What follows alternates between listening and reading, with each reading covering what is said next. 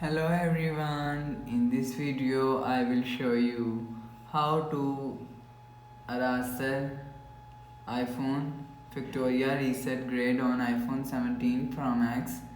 So let's start the video. First of all, go to app library. Now here click on utilities folder. Now here click on settings app. Now in setting, scroll down, click on general. Now here scroll down to end, click on transfer or reset iPhone. So you will see eraser all contacts and setting. So click on continue.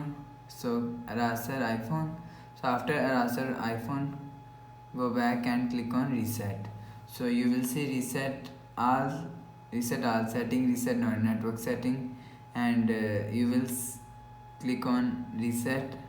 So after the process, go back to home screen, refresh phone. So that's how you can erase iPhone Victoria reset grade on iPhone 17 Pro Max.